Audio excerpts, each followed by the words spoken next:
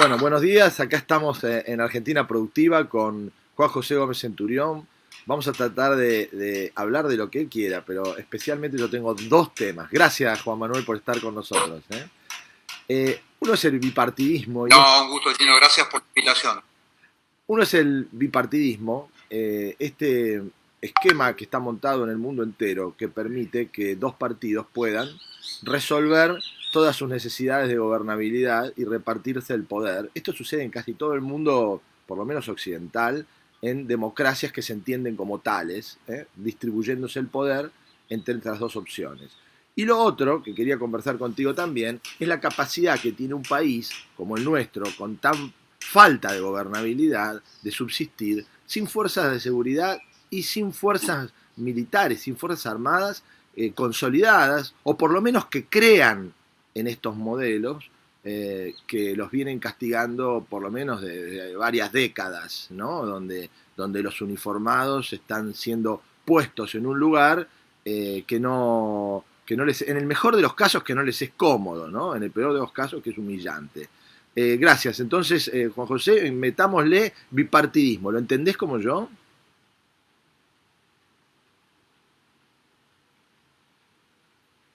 A ver, yo creo que en el mundo, vos estás viendo, sobre todo en Europa, digamos, de alguna manera que es una fuente de referencia en términos de politológicos, digamos, porque gran parte de nuestro modelo, por ejemplo, a partir del 83, con nuestra reinstalación en la socialdemocracia y con la Constitución del 94, que es una constitución claramente socialdemócrata de la mano de Alfonsín y de Menem, se instala un modelo teóricamente bipartidista en la Argentina. Cosa que en el mundo, en Europa, hoy vos vas a ver partidos en aparición sistemáticamente.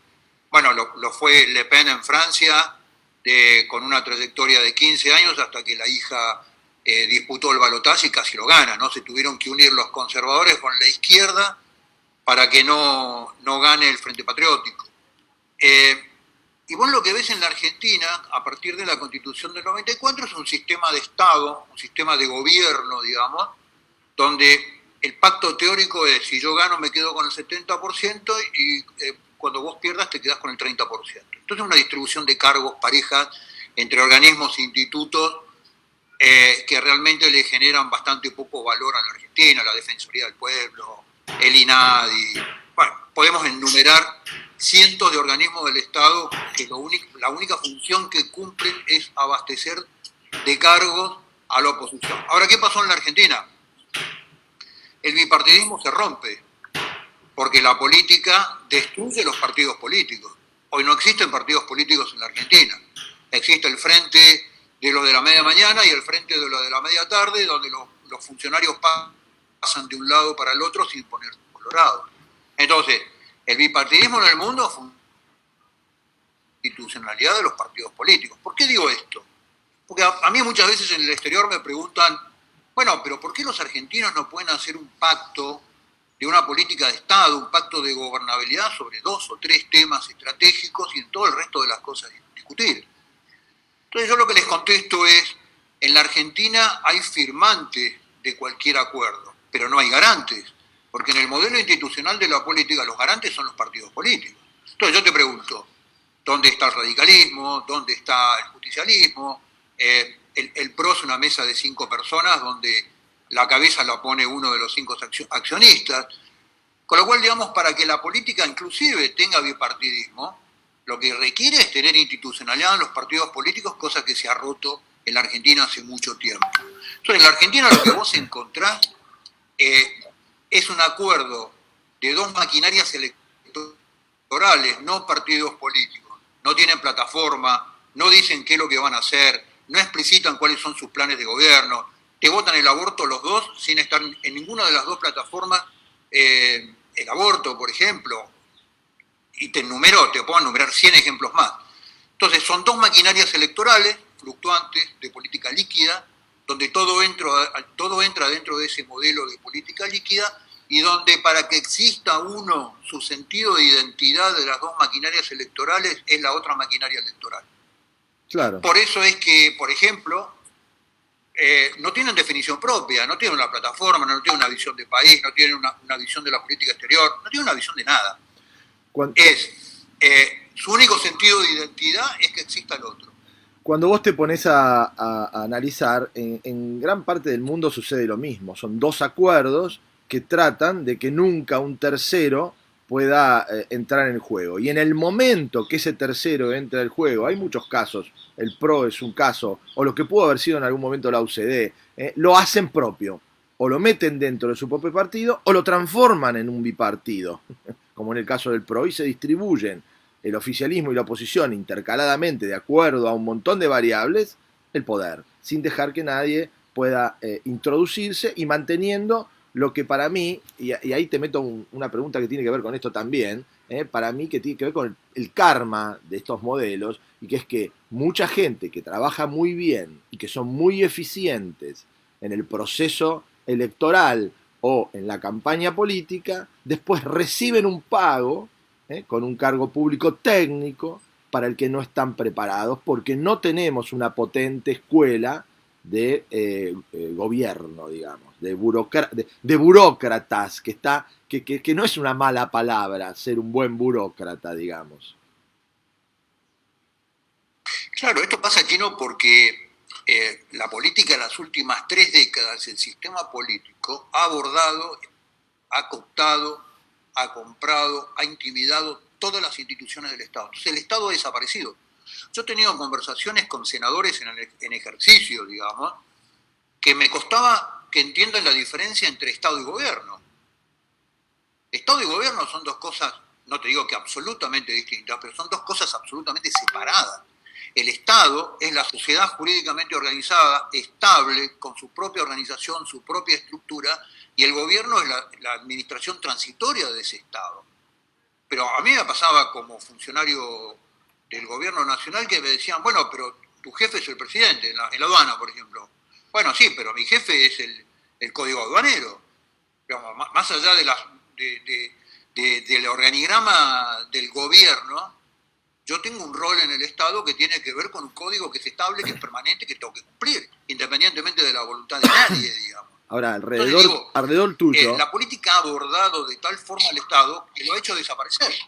Alrededor tuyo estabas coronado de funcionarios políticos y de muchas personas en la aduana, las que, bueno, cambiaste toda la aduana completa, muchas personas que tenían que ver con esta avance, con esta colonización de los puestos técnicos por funcionarios políticos. ¿Cómo haces vos para hacer una campaña, para ser exitoso, para ganar sin generarte vos mismo un compromiso con tu gente que después te obliga a llevarla y ponerla en puestos técnicos, y a veces tenés que cubrir puestos que ni sabés hoy cuáles son, porque es lo que te queda en el Estado para pagar estos compromisos? ¿Cómo se hace? No, a ver, en cualquier organismo público, hoy yo le comprobo en la Ciudad de Buenos Aires y en el Gobierno Nacional, vos tenés un 80% de funcionarios de carrera que son brillantes, que tienen una excelente vocación y que además están dispuestos, tienen una vocación de servicio enorme hacia la institución a la cual pertenecen. Y tenés un 20% de una estructura mafiosa en todo el Estado permanente sobre la cual la política rota. Yo en general no he tenido problemas en tener compromisos con la política, pero sí he tenido problemas a la hora de ir a romper ese 20%, el sistema de poder de ese 20%, para que la organización sea eficaz, es decir, cumpla con el motivo y con el propósito para lo cual fue creada, digamos, ¿no? Que es el primer rumbo que hay que ponerle al Estado, que haga lo que tiene que hacer. Cualquier organismo público tiene que dejar de hacer política, y lo que tiene que hacer es lo que tiene que hacer, punto. Ahora son decenas de miles de personas. Sí, claro. Sí, pero encuadradas adentro de un sistema, ¿no? Porque acá es la lógica del hormiguero. Acá la política lo que hace es tratar de echarle la culpa a la hormiga. Acá el problema son las reglas de juego del hormiguero. Vos, hasta que no cambies las reglas de juego del hormiguero, es imposible que la hormiga tenga otra conducta. Sería absurdo pensarlo. En ningún modelo organizacional, ni político, ni en ningún modelo de gestión de grandes organismos vos encontrás esa lógica, pedirle al individuo que cambie si no cambian las reglas de juego del sistema. Vos, cuando cambiás las reglas de juego del sistema, los individuos trabajamos con un modelo contextual. Lo que el contexto de alguna manera parte de nuestra conducta, lo que la guía es el contexto. Si vos no cambiás el contexto, la gente no va a cambiar. Cuando vos entrás, ya yendo a la segunda parte, ¿no? de la gobernabilidad, hay algunos datos que llaman un poco la atención, ¿no? Las Fuerzas Armadas tienen, no sé, 80, 90 mil personas. Las fuerzas de seguridad, solamente en la provincia de Buenos Aires, en policías hay mucho más. Hoy existen, no sé, 900, 800, 1 millón de vigiladores, organizados de alguna manera, donde 100.000 están bien organizados. No sé si los números están más o menos bien. O sea, hay un montón de gente que está próxima a lo que tiene que ver con un uniformado o con, una herramienta de alguna manera de represión, aunque no guste la palabra a muchos, pero es razonable. El gobierno, para ejecutar, necesita reprimir los delitos. Y este esquema y esta estructura está minada desde hace años por la política, que no quiere uniformados o los quiere lo más lejos posible. Ahora, Brasil, para poner un caso, es un gobierno del ejército. Venezuela, para poner otro caso, es un gobierno del ejército. No es Maduro el que gobierna el ejército. Entonces, ¿cómo se hace para sostener gobernabilidad en un país que no tiene fuerzas armadas y que no tiene fuerzas de seguridad amigables? Porque ningún policía está contento con el trato que se le da, digamos, para poner un caso, ¿no? Sin entrar en detalles. ¿Cómo se hace para gobernar un país sin esto? No, Tino, pero ahí me parece que es un tema de paradigma, digamos, ¿no? A ver, en principio, digamos, la Argentina ha perdido un proyecto de país. La política no habla más de la Argentina de 2050, habla de 1850. Pero no del 2050, ¿no? Entonces la política se ha puesto un espejo retrovisor, habla para atrás, nunca para adelante. Con lo cual, esta pérdida de un modelo de país, ¿qué es lo que hace? El Estado ha perdido toda su dimensión estratégica. El Estado hoy es una enorme ventanilla que es la caja de pago del gasto político. Nada más, esa es la reducción del Estado. El Estado ha perdido el monopolio del ejercicio de la fuerza en todo su territorio. Cuando digo todo su territorio, no solamente es con los mapuches en Neuquén. A ver, recordemos que en Argentina no se pudo jugar la final de Boca River de la Copa Libertadores en el 2018 por no poder controlar las condiciones de seguridad. Es decir, la Argentina hoy es anárquica. Y anarquía no es cuando no manda nadie, anarquía es cuando mandan todos. Y en la Argentina mandan todos al mismo tiempo y en el mismo lugar. El narcotráfico, el delito, las organizaciones piqueteras, los que toman tierra, los mapuches autopercibidos, todo el mundo más. Entonces digo, lo que la clase política debe cambiar.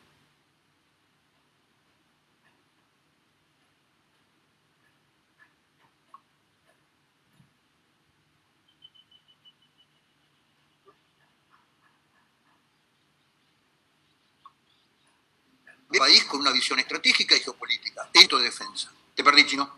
Sí, ahí estoy. Lo que pasa es que... ¿Hola, me escuchás? Perfecto. Como te comentaba al principio, viste, tengo problemas de conexión que no son mías, sino son de todo el lugar, hasta de celular. En este momento estamos transmitiendo por el celular. Sí, espero que después, viste, es tan inteligente estas nuevas herramientas que después compensan de alguna manera y lo ordenan. Espero, porque la charla está bárbara y me encanta y es un honor poder compartir estas ideas con vos. Me hablabas de cómo se organiza esto en una situación anárquica. No, digo, ningún país es tan irresponsable como la Argentina de destruir su propio sistema de defensa. Lo que nuestros bisabuelos habían resuelto, nosotros lo destruimos. ¿Por qué digo esto? Porque cuando vos mirás Chile, Brasil, Colombia, Perú, el resto de los países de Latinoamérica ha invertido en su sistema de defensa en los últimos 40 años. Entonces, cuando la clase política dice, ¿para qué queremos un sistema de defensa si no nos vamos a pelear con nadie?, cuesta explicarles que los sistemas de defensa son un seguro que tomás para no pelearte con nadie. Exactamente eso. La Argentina es el 7º territorio del mundo, escaso de población, abundante de recursos, en un mundo que cada vez puja más por los recursos y para los espacios poblables en términos de demografía. Con lo cual la Argentina ha cometido en las últimas 4 décadas una irresponsabilidad fenomenal con su sistema de defensa.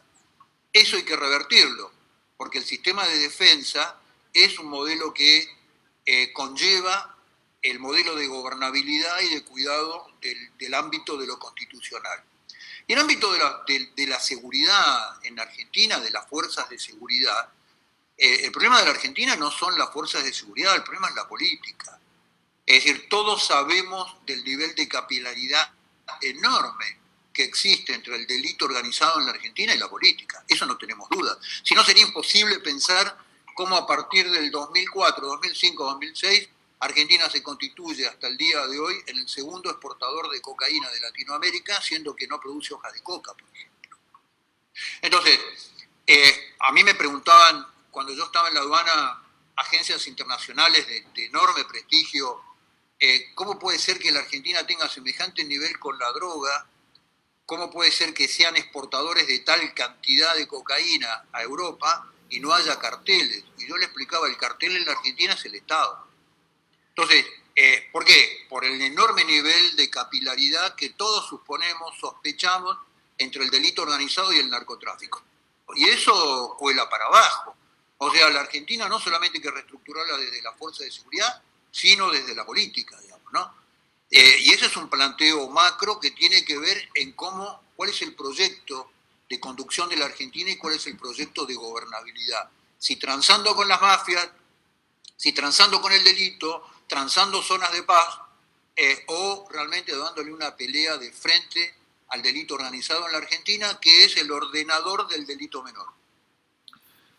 Muchas de las expresiones que trataron de buscar esta tercera posición fueron tentadas, recuerdo hace muchísimos años en la UCD y para adelante, de acompañar al liberalismo como un camino para entender la transformación. Y yo estoy convencido que los liberales son los principales enemigos del liberalismo, ¿no? Los que intentan defenderlo, muy, muy lejos están de defenderlo. Hoy, como yo te comentaba antes, cuando hablábamos de fuerzas de seguridad y de fuerzas armadas y de la familia, ¿sí?, vinculada a eso, podemos estar hablando de alguna forma de sindicato, ¿no?, de una organización donde hay un montón de gente que quiere estos valores y no necesariamente comparte las mismas preferencias políticas o ideológicas. ¿Por qué la fuerza de seguridad y la fuerza armada no arman una especie de sindicato que integre todos estos valores que son compartidos entre todos y que cuando todos juntos se sientan, o muchos representantes se sientan a ponerse de acuerdo, no lo consiguen? Pero en estos aspectos sí lo consiguen. ¿Por qué no se presenta todo esto de la seguridad argentina como un sindicato sin pensar en ideologías, digamos? ¿Por qué nadie lo integra? Porque es lo que pasa en Brasil. En Brasil el ejército no piensa ideológicamente de la misma manera, se alinean. En Venezuela ni de ninguna manera piensan de la misma manera, pero se alinean y mantienen gobernabilidad, patética en el caso de Venezuela, eficiente de alguna manera para algunos en el caso de Brasil, y Brasil sigue siendo un gran país y sigue creciendo a pesar de que mucha gente denosta el gobierno que hay hoy, ¿no? ¿Por qué no sucede eso? ¿Por qué no se integra? Todo lo que creo, no sé en el caso de las fuerzas, yo no represento a las fuerzas, digamos, yo tratando de, y lo que estamos haciendo es llevar estos valores a la política, que es donde deben estar, digamos. La política ha abandonado valores fundacionales de la Argentina hace años, ha abandonado el valor del respeto a Dios, ha abandonado el valor del respeto del orden institucional, del orden público, del trabajo, de todos los valores que están en el preámbulo de la Constitución. La política los tiró por la ventana, el valor de la patria, un proyecto en común que incluya los tataranietos de los 45 millones de argentinos. Entonces, nosotros estamos en la política llevando claramente esos valores y tenemos un nivel de adhesión enorme en las fuerzas de seguridad y en las fuerzas armadas, como en otros sectores de la población también, digamos. Esos valores hay que llevarlos a las políticas, no hay que sindicalizarlos, no hay que parcializarlos adentro de un esquema y adentro de un nicho, digamos. Esos valores hay que llevarlos a jugar a la política y hay que ponerlos a funcionar en la política, que es donde deben estar.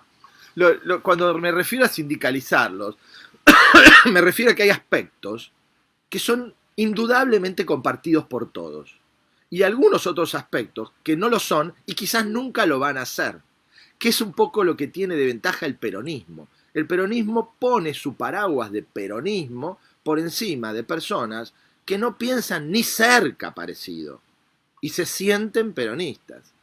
El peronismo es un sindicato donde hay de derechas y de izquierdas y supieron inteligentemente pelearse y parecer que se pelean, pero como decía el líder, se estaban reproduciendo. Se pelean, pero al final, cuando tienen que gobernar, se alinean en un concepto como el menemismo de derecha intentando ser liberal, y por otro lado este modelo actual, que es un modelo de izquierda que intenta emular quizá un gobierno socialista de extremo, digamos, ¿no? Priorizando de alguna forma la igualdad por encima de la eficiencia, digamos. O sea, prefiero ser igual y pobre y no ser un poco distinto y rico, ¿no? Y creo que ahí es donde está el modelo, ¿no? Necesito igualar y doy subsidios y no hago trabajar, digamos. Es mejor recibir, es más eficiente para una familia cuidar la ayuda del Estado que arriesgarla con un trabajo, digamos, ¿no? Y es lo que en muchos aspectos está pasando. No sé si coincidís. Bueno, pero eso no es peronismo, ¿no? El peronismo, más allá de la opinión que se tenga de él como movimiento y como propuesta política, claramente era una enorme alianza entre el sector del trabajo, la clase media y el empresariado, que promovía el trabajo. Después, en los medios, podés estar de acuerdo o no estar de acuerdo, pero ese es el planteo original. Ese planteo en la Argentina desapareció. Entonces vos ves que la fisura hoy del peronismo es eso, digamos, ¿no? Esto que es el kirchnerismo, no, lo dicen los propios peronistas, no representan aquello del peronismo que no era el Estado socialdemócrata. Esto es Estado socialdemócrata puro. Esto es socialismo siglo XXI. El peronismo original era una enorme alianza productiva que generaba enorme cantidad de trabajadores con todos los beneficios asociados al trabajo. Salario, jubilación, etcétera, etcétera. Entonces, lo que vos ves hoy en la Argentina es la fisura, por eso te digo, en la ruptura de los viejos sistemas del partido político, de la institucionalidad de la política, es esto. El peronismo forma parte de eso también. Entonces, lo que vas a encontrar, lo que ya encontraste en las elecciones de las últimas décadas en el peronismo es esta ruptura con este modelo, y lo que vas a ver en las elecciones de este año también. Estas elecciones de ahora vuelven a tener para mí el fantasma del que se vayan todos, ¿no? Hay una enorme cantidad de gente que después vota de otra manera siempre, pero siempre está la expectativa de que no lo haga. Dicen no me representan, digamos, y votan en contra de uno y necesitan votar por el otro porque están votando en contra de uno, de un lado y del otro. Entonces, en este modelo de bipartidismo distribuido por enemigos íntimos, ¿sí?, que se distribuyen el poder para poder perpetuarse y para poder cuidar los cargos. Yo a Compromiso por el Cambio le llamo compromiso por el cargo. O sea, están cuidando el cargo porque hay mucha gente que vive del Estado y que necesita mantener sus puestos de trabajo y necesita seguir chupando la teta del Estado. Y cuando vos te pones a priorizar, decís, bueno, fenómeno, pero yo tengo que cuidar a mi familia, y siguen en este modelo ineficiente en el que estamos inmersos, ¿no? Entonces, ¿cómo rompes ese esquema? Yo digo, ¿por qué no prohíben al militante en el Estado? Si vos prohibís al militante dentro de la función pública y transformás el Estado en un estado de concursos, digamos, o de valores técnicos propios de cada persona, que vos te tenés que presentar, tenés que ganar o perder, independientemente de que seas militante. El ser militante es un demérito, porque te pone en una posición desventajosa respecto de los demás. Porque si vos tenés que optar por una persona que te ayudó en la campaña y quizás optás por esa persona. Entonces, el concurso independiente, que es un poco lo que vos decías, la burocracia, el burócrata técnico, de escuela de gobierno, es una cosa, el gobierno de turno es otra, lo que vos dividías del Estado y el gobierno, ¿no? Pero ahí tocaste varios temas muy interesantes, Chino. Primero, a mí me parece que desde el año 83, con la aparición de Allende en la provincia de Buenos Aires, todas las elecciones intermedias han sido el escenario para la aparición de terceras fuerzas, digamos, ¿no? Que después se dejan cooptar, se alían, apareció el UCD, apareció el MODEM, apareció Patti, apareció de Narváez, apareció Massa, siempre en las elecciones intermedias. Entonces yo creo que la ciudadanía argentina ha aprendido que el que se vayan todos significa que se queden todos. Y yo creo que está empezando a optar por otra nueva sigla, es que vengan otros, ¿no? Entonces yo creo que es lo que va a pasar ahora en las elecciones de este año. Ahí vos tocaste varios temas. La gente que hoy vive de un plan o vive de un subsidio del Estado, yo camino mucho el conurbano y toda la provincia de Buenos Aires, que es mi distrito, lo que te dice es, mire, yo le voy a confesar que cuando me dieron el plan por primera vez, yo dije, bueno, se solucionó el problema, un tiro para el lado de la justicia, me tocó, qué bueno, lo aplaudí. Ahora, yo lo que me doy cuenta ahora, que adentro de este sistema, dentro de este modelo, yo no salgo nunca de acá. Y no va a salir mi hijo ni va a salir mi nieto. Hoy, Chino, la gente te pide trabajo. Te pide trabajo en blanco, te pide salario, te pide un esquema de normalidad que la Argentina no tiene desde hace 30 años. Yo creo que la cabeza de mucha gente en la Argentina, no de todos, digamos, no, pero la cabeza de mucha gente en la Argentina ya está mucho más adelante que lo de la clase política. Y en eso hay que apostar, hay que dar un voto de confianza, digamos, ¿no? ¿Cómo hace una persona que está de alguna manera viviendo y subsistiendo del plan para ponerse a trabajar y perder ese plan? Yo veía en Europa, tengo una empresa que trabaja en el exterior y lo que veo es que el subsidio, en el caso de países europeos como Francia, es moneda corriente y las empresas son beneficiadas de estos subsidios, en algunos casos increíbles, como por tener una tierra, vos recibís un subsidio, por tenerla, por trabajarla, recibís otro subsidio y mantenés el de tenerla por algunos productos. O sea, la libertad es relativa en tanto y en cuanto estemos hablando de la gente, de los ciudadanos, digamos. Cuando vos salís al exterior, esa libertad es relativa, porque priorizás el trabajo de tu gente, ¿no? Entonces, ¿cómo haces para conciliar todo esto en un país que vive de la dádiva del Estado, que vive del subsidio? Ayer comí con unos amigos que están en el transporte. La mayor parte de lo que reciben es subsidio.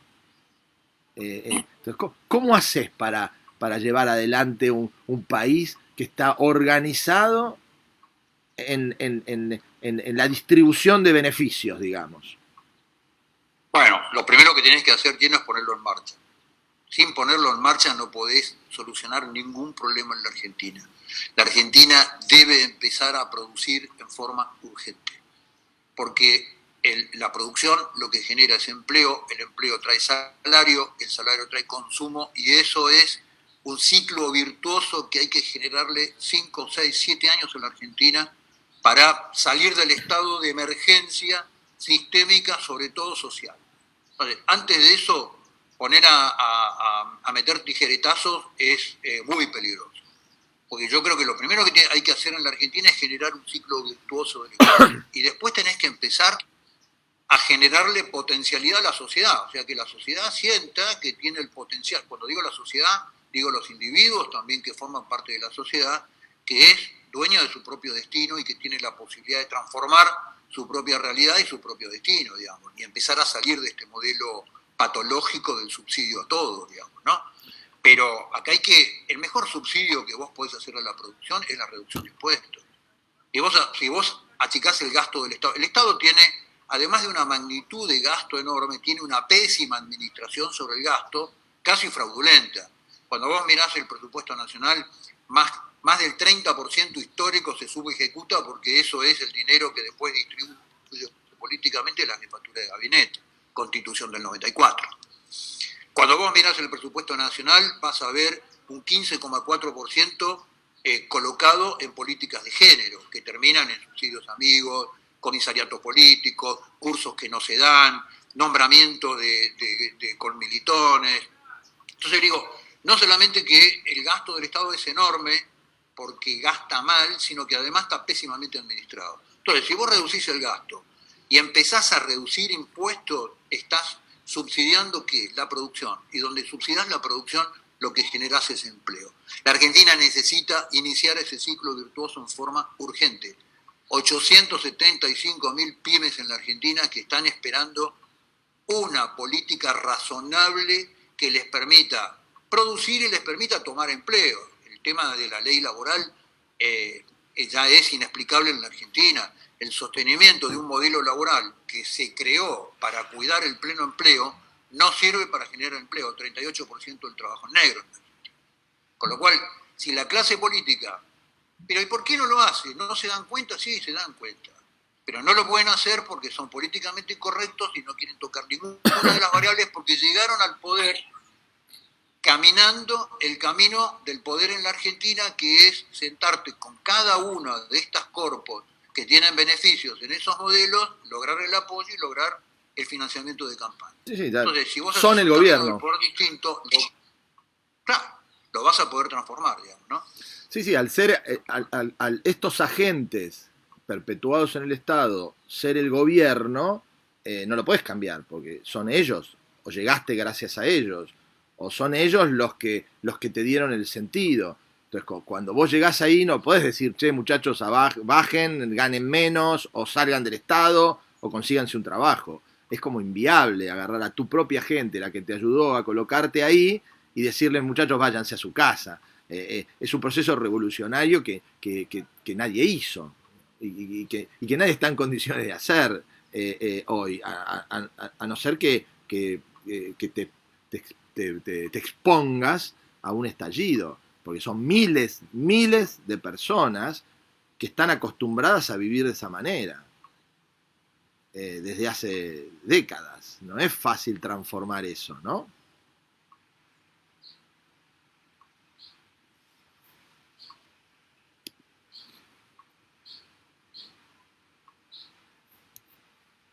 Bueno, se cortó la comunicación, lamentablemente tenemos muy mala señal. Gracias Juan José por habernos acompañado y esperamos seguramente poder armar un nuevo encuentro. Espero poder colocar también a otra gente que estaba entusiasmada en poder hablar con Juan José Gómez Centurión, no solamente sobre bipartidismo y gobernabilidad, sino sobre otros temas, y espero que me manden las preguntas y podamos volcárselas a Juan José. Muchas gracias.